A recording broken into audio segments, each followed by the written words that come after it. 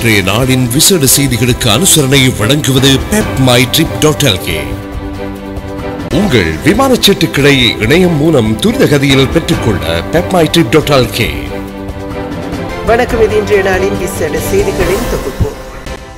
வடக்கு வன்முறை சம்பவங்களின் பின்னணியில் புலம்பெயர் தமிழர்கள். யாழில் பாதுகாப்பு பலப்படுத்தப்பட்டுள்ளது. பிணை முறிவு ஆணைக்குழு முன்னிலையில் காரசாரமான விவாதம். உள்நாட்டு இறைவரி சட்டம் மூலம் அரசியலமைப்புக்கு முரணான தமிழக மீனவர்கள் 77 பேர் விடுவிப்பு. அதிமுக பொதுச் செயலாளர் யார் என முடிவாகவில்லை என தேர்தல் ஆணையகம் அறிவிப்பு. துபாயில் டாச் டவர் கட்டிடத்தில் பாரிய தீ விபத்து. ஆஸ்திரேலியாவிற்கு கடத்தவிருந்த 1.46 டன் ஹெரோயின் பறிமுதல்.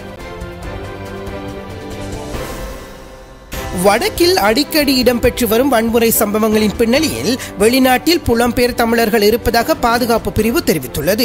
LTTE தோற்கடிக்கப்பட்டு யுத்தம் நிறைவடைந்தவுடன் புலம்பெயர் புலிகள் அமைப்புகளுக்கு கிடைத்து வந்த நிதி பாரிய வீழ்ச்சி அடைந்துள்ளதாக குறிப்பிடப்படுகிறது. யுத்தம் முடிவடைந்த பின்னர் புலம்பெயர் புலிகள் அமைப்புக்கு தமிழ் மக்கள் நிதி வழங்குவதை நிறுத்திக் கொண்டுள்ளனர். இந்த நிலைமையை மாற்றுவதற்கு வடக்கில் மீண்டும் வன்முறைகளை ஏற்படுத்த புலம்பெயர் புலிகள் முயற்சித்து வருகின்றனர். அண்மை காலமாக வடக்கில் இடம்பெற்று வரும் வன்முறை சம்பவங்கள் பின்னர் புலம்பெயர் புலிகள் அமைப்புக்கு கிடைத்து வந்த நிதி பெரும் அதிகரிப்பை எட்டியுள்ளதாக வெளிநாட்டில் உள்ள இலங்கை பற்றாளர் பாதுகாப்பு பிரிவுக்கு தகவல்கள் வழங்கியுள்ளதாக குறிப்பிடப்படுகிறது. வடக்கில் நடைபெற்று வரும் வன்முறைகளுக்கு பின்னால் முன்னாள் புலிகள் உறுப்பினர்கள் காணப்படுவதாகவும் பாதுகாப்பு பிரிவு சுட்டிக்காட்டியுள்ளது. யாழ்ப்பாணத்தில் சிவில் பாதுகாப்பு நடவடிக்கைகளை பலப்படுத்த உள்ளதாக போலீஸ் ஊடக பேச்சாளர் ருவான் குணசேகர தெரிவித்துள்ளார். புலனாய்வு பிரிவினர் வழங்கியிருக்கும் அறிக்கையின்படி போலீஸ் மா அதிபரின் உத்தரவின் பேரிலே குறித்த நடவடிக்கை மேற்கொள்ளப்பட உள்ளதாக குறிப்பிடப்பட்டது. மேலும் போலீசாரிற்கு தேவைப்படும் சந்தர்ப்பங்களில் உதவுவதற்கு போலீஸ் விசேட அதிரடிப்படை தயாராக இருப்பதாகவும் குணசேகர தெரிவித்துள்ளார். அர்ஜுன் அலோசியஸ் உள்ளிட்டவர்களின் கைத்தொலைபேசியின் தரவுகளை பெற்றுக்கொண்ட விதம் குறித்து சிக்கல் நிலவுவதாக தெரிவிக்கப்பட்டுள்ளது. பிணை முறிவு தொடர்பில் விசாரணை மேற்கொண்டு வரும் ஆணைக்குழுவின் முன்னிலையில் அர்ஜுன் அலோசியஸின் சட்டத்தரணிகள் இதனை குறிப்பிட்டுள்ளனர். இதனை அடுத்து ஆணைக்குழுவின் அர்ஜுன் அலோசியஸின் சார்பான சட்டத்தரணிகளுக்கும் சட்டமா அதிபர் திணைக்களத்தின் அதிகாரிகளுக்கும் இடையில் காரசாரமான விவாதம் இடம்பெற்றுள்ளதாக தெரிவிக்கப்பட்டது.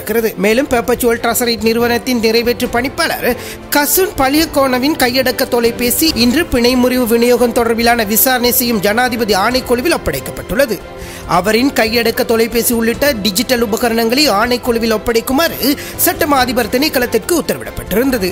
எனினும் அந்த திணைக்களத்திற்கு இவ்வாறான அதிகாரம் உள்ளதா என்பது குறித்து பிரச்சினைகள் நிலவுவதாக அந்த நிறுவனத்தின் சட்டத்தரணி இன்று ஆணைக்குழுவில் தெரிவித்திருந்தார். எனினும் அதன் பின்னர் அந்த கையடக்க தொலைபேசி ஆணைக்குழுவில் ஒப்படைக்கப்பட்டுள்ளது. உள்நாட்டு இறைவரி சட்டமூலத்தின் சில பிரிவுகள் அரசியலமைப்புக்கு முரணானதாக இருக்கின்றது என்று உயர் நீதிமன்றத்தால் அறிவிக்கப்பட்டுள்ளதாக சபாநாயகர் கரு ஜெயசூரிய நாடாளுமன்றத்தில் அறிவித்துள்ளார். சபாநாயகரால் இன்று காலை இந்த விடயம் அறிவிக்கப்பட்டது. அந்த சட்டமூலம் ஏற்றுக்கொள்ள வேண்டுமானால் விசேட பெரும்பான்மையுடன் நாடாளுமன்றத்தில் நிறைவேற்றப்பட வேண்டும் என்று உயர் நீதிமன்றம் அறிவித்துள்ளது. அவ்வாறு இல்லாவிட்டால் அந்த சட்டம் மூலம் திருத்தம் செய்யப்பட வேண்டும் எனவும் உயர் நீதிமன்றம் குறிப்பிட்டுள்ளது. இலங்கை கடல் எல்லையில் கடந்த 2 மாதங்களில் 93 தமிழக மீனவர்கள் கைது செய்யப்பட்டுள்ளதுடன் இதில் 77 மீனவர்கள் விடுதலை செய்யப்பட்டுள்ளனர். விடுதலை செய்யப்பட்ட 77 தமிழக மீனவர்கள் காரைக்கால் வந்தடைந்துள்ளதாக இந்திய ஊடகங்கள் செய்தி வெளியிட்டுள்ளன.